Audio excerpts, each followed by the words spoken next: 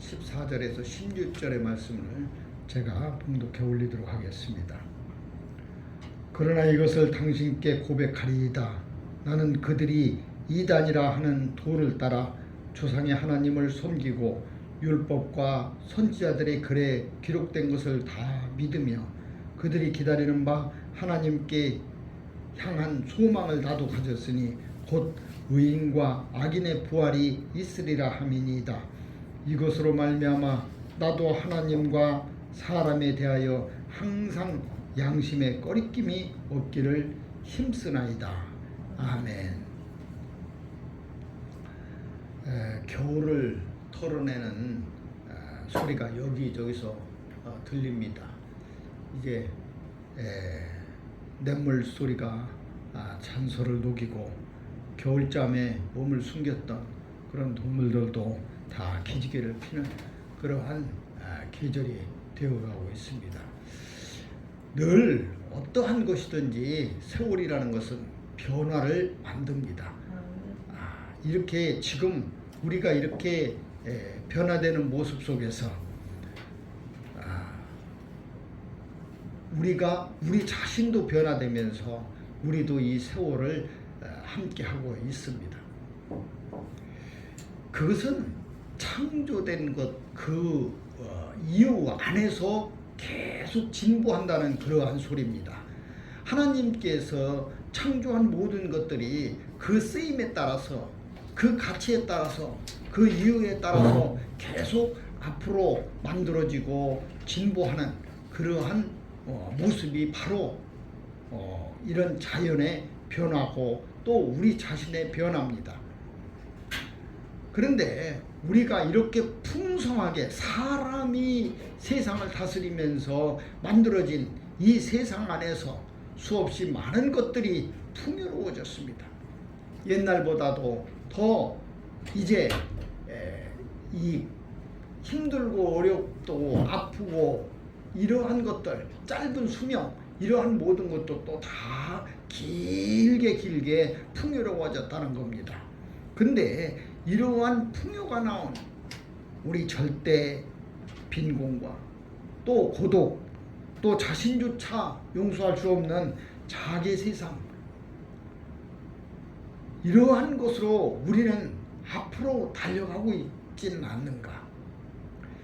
옆을 바라보지도 않고 많은 사람들을 생각하지 않고 그렇게 내 자신만이 달려가는 그러한 모습은 아닐까? 라는 생각을 해보면서 오늘 이 타자를 위한, 모두를 위한 그러한 기념비를 내가 세우는 그러한 심정으로 이 말씀을 함께 했으면 좋겠습니다. 우리 스크루테이프의 편지라는 루이스의 글이 있습니다. 그런 그가 스크루테이프의 그 대왕 마귀가 자기 조카에게 주는 편지입니다. 이 세상이 어떻게 변화되어야 될 것이며 이 세상을 정복하기 위해서 우리 마귀들은, 악마들은, 사탄은 어떠한 일을 하는 것이 참으로 좋더라. 그리고 이러한 것이 쉬운 방법이다라고 지침서를 마련해 주고 있는 겁니다. 루이스가 이것을 썼던 것은 우리가 이것을 따라하지 않으면 그것이 선이 된다고 일러주는 그런 은유의 편지입니다. 그곳에서 91쪽에 이런 글이 있습니다. 우리가 바라는 건 전 인류가 무지개를 잡으려고 끝없이 쫓아가느라 지금 이 순간에도 정직하지도 친절하지도 행복하지도 못하게 사는 것이며 인간들이 현재 제공되는 진정한 선물들을 미래의 재단에 몽땅 쌓아놓고 한갓 땔감으로 다 태워버리는 것이다. 이게 무슨 얘기냐면은 지금 전 인류가 이제 헛된 무지개를 쫓아서 끝없이 달려가는 그 순간, 그것은 정직하지도 않고 친절하지도 않고 행복하지도 못하게 사는 것이라. 인간들이 지금 제공되는 진정한 선물들을 미래의 재단에 모두 놓고 다 불태워버리는, 정말 쓰잘데없는 일에 우리 인간들이 진보라고 하면서 달려가고 있지는 않는가. 그것이 발전이라고 발달이라고 하면서 가지고 있지 않는가. 오늘의 말씀은 믿음과 소망과 또 부활을 위해서라는 제목입니다. 오늘 이 사도 바울은 우리에게 내가 조상의 하나님을 섬기고 율법과 선지자들의 글에 기록된 것을 다 믿는다고 고백을 합니다. 하나님의 말씀을 믿는다는 것, 그것은 어떠한 소망인가? 어떠한 뜻인가? 하나님의 말씀 안에서 산다는 것은 이렇게 세상을 바라보면서 또 세상에 변화되는 그러한 것들을 향해서 쫓아다니지 아니한다는 겁니다. 우리가 흔히 얘기하는 나르시즘이라는 것이죠. 자기 스스로를 보고 자기가 스스로 감탄하고 자기가 자기의 아름다운 미에 취해서 결국에 죽어가는 그 나르시스를 이야기합니다. 우리는 하나님의 소망을 두면서 하나님의 믿음을 가지면서 하나님의 부활을 믿으면서 나는 어떻게 되고 있는가? 내 스스로 만족하고 내 스스로 자각하고 내 스스로 모든 것을 다 만들어버리는, 완성시켜버리는, 나는 교만하지 않습니다 라고 교만합니다. 나는 자랑하지 않습니다 라고 하면서 자랑합니다. 나는 믿음이 있습니다 라고 고백하면서 한갓 티끌보다 조금도 크지 않는 그러한 믿음을 가지고 있습니다. 무엇이 도대체 진실이며 어떠한 것이 나에게 있어서 소망이 됩니까? 마귀는 또 계속 그렇게 얘기합니다. 어떠한 범죄의 소굴에 또 어떠한 타락의 길에서 어떠한 음침한 우묘한 그러한 곳에서 나를 부르고 찾는 것이 아니라는 거예요. 어쩌면 이 거룩한 성전에서 우리가 서로 교제를 나누면서 사랑하자고 끌어안고 있는 그 포옹의 자리에서 나를 유혹한다는 거예요.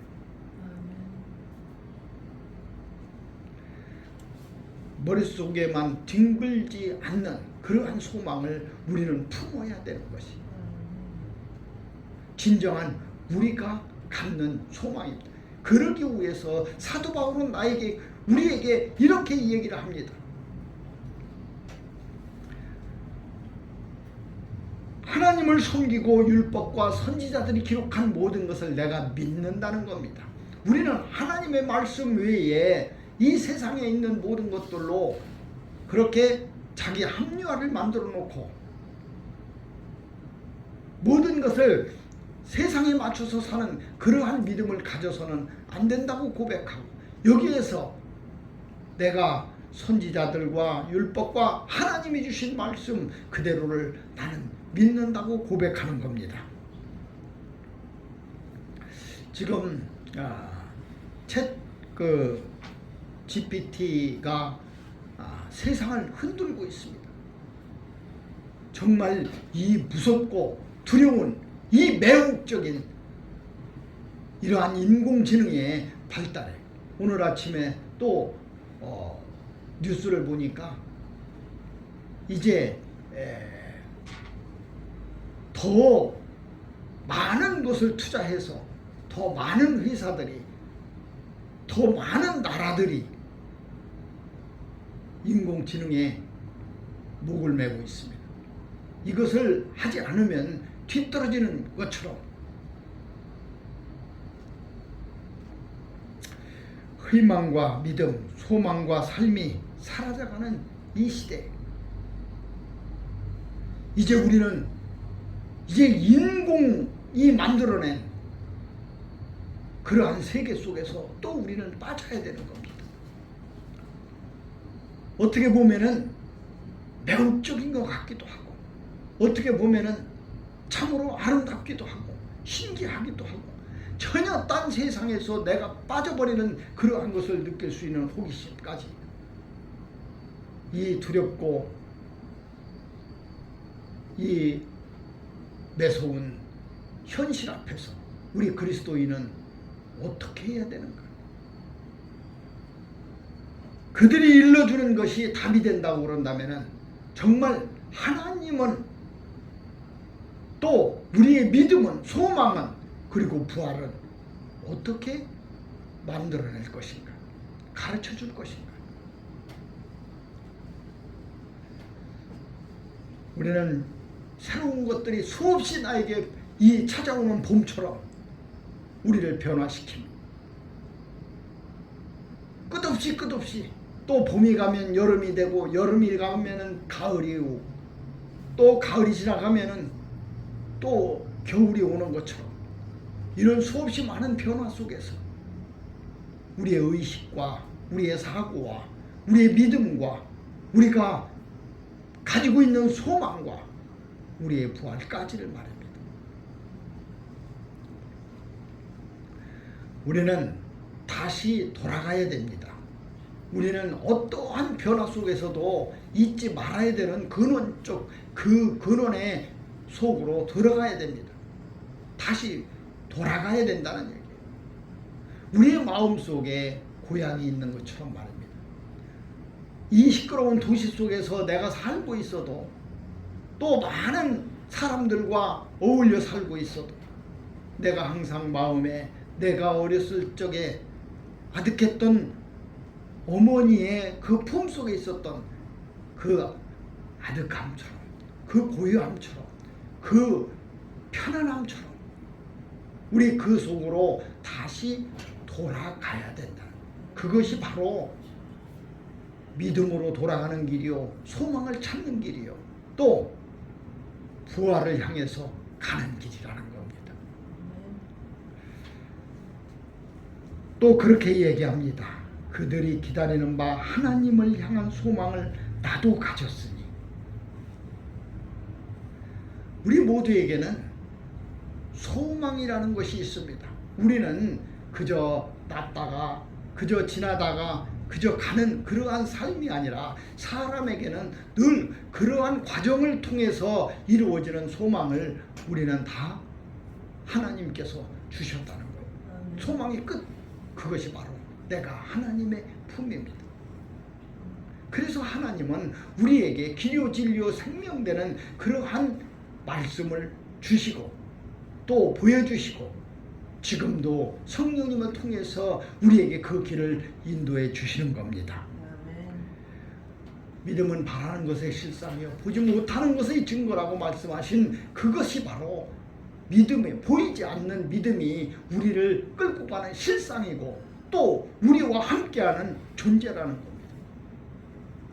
그리고 그것이 바로 증거라는 겁니다. 예수님께서 이 땅에 오셔서 제자들과 함께 하셨고, 또 많은 사람들과 함께 하시면서 비밀한 것들을 모두 일러주시고, 십자가에 달려 돌아가시면서 또 부활의 모습까지 우리에게 보여주시면서 우리에게 일러주고자 했던 그 간절함은, 그의 외침은, 그가 우리에게 일러주었던 비밀은 바로 이 소망이었습니다. 너희들이 이 세상에서 힘들고, 여기서 아프고, 지치고, 고독하고, 여기에서 너희들이 끝없이 훈련되는 그러한 모습 속에서 바랄 수 있는 것, 그것은 어떤 곳에서도 가져야 되는 소망이라는 것. 그것을 사도 바울의 입술을 통해서 이렇게 우리에게 일러주고 있습니다.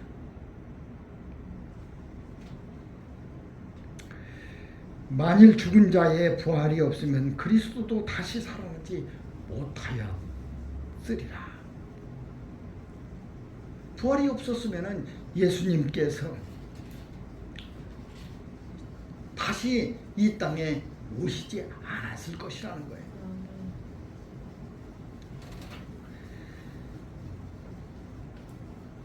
그들이 기다리는 바 하나님께 향한 소망을 나도 가졌으니 곧 의인과 악인의 부활이 있으리라 함이라.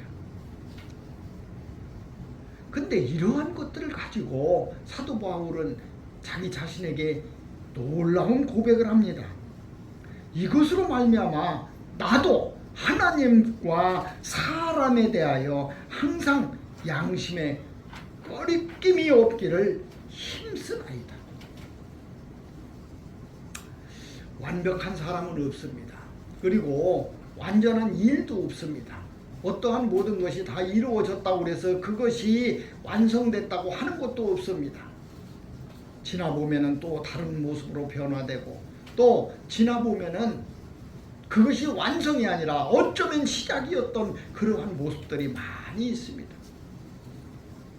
우리가 완성되었다는 것처럼 보여지는 그러한 종교개혁도, 또 우리 믿음도, 우리 소망도, 이 세상에 있었던 어떠한 제도도 지나보면은 또 다른 시작일 뿐입니다. 바꿔집니다. 그 많은 변화 속에서, 그 많이 바꿔지는 그러한 속에서 우리는 새로 태어난 그러한 부활을 기억해야 된다. 그래서 그 부활을 얻기 위해서 사도 바울은 그렇게 얘기합니다. 내가 항상 양심에 따라서 힘을 쓰고 있다는 겁니다. 노력하고 있다는 겁니다. 우리는 끊임없이 변화에 따라서 노력해야 됩니다. 변화를 따라서 그저 그 변화에 순종하면서 가는 것이 아니라 그 변화를 움직일 수 있는 내가 힘이 돼야 된다는 거예요. 사람들은 노력합니다. 우리가 그저 사는 것처럼 느껴지지만 그렇게 하지 않습니다.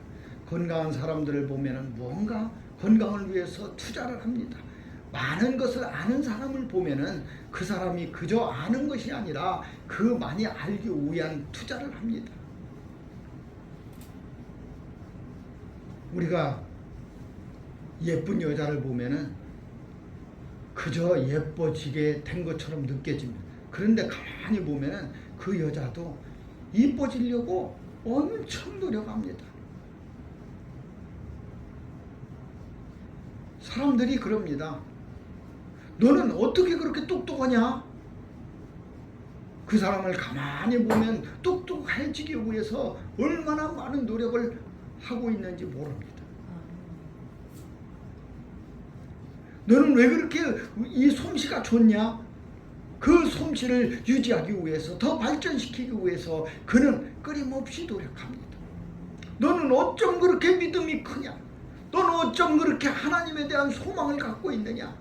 그 믿음과 소망을 갖기 위해서 그는 끊임없이 노력하고 있다는 거예요. 사도 바울은 어쩌면 이렇게 하나님의 말씀을 대언할 수 있고 하나님과 동행할 수 있었으며 또 이것을 이렇게 기록할 수가 있겠는가? 그것의 대답이었습니다. 나는 하나님과 사람에 대하여 항상 양심에 꺼리낌 없이 없기를 힘쓴다고 말입니다. 그렇게 노력한다고 말입니다. 우리도 오늘 믿음과 소망과 부활을 위하여 라는 이 말씀의 제목으로 어떻게 힘쓰고 어떻게 노력하고 어떻게 달려갈 것인가를 생각하는 시간이 되었으면 합니다. 죽은 자의 부활도 그와 같으니 썩을 것으로 심고 썩지 아니할 것으로 다시 살아나며, 우리가 오늘 나에게 내 양심에 내 영혼에 소망을 심고 믿음을 심고 부활을 심는다면 썩어질 것으로 심지 아니하고 사라질 것으로 심는다면 그것은 언젠가 싹이 나고 언젠가 큰 구루터기가 되어서 내가 하나님을 향한 그러한 마음이 또 하나님과 함께하는 그러한 마음이 우리가 돌아갈 그 에덴의 동산까지 활짝 피어날 줄로 믿습니다. 아멘. 기도하겠습니다.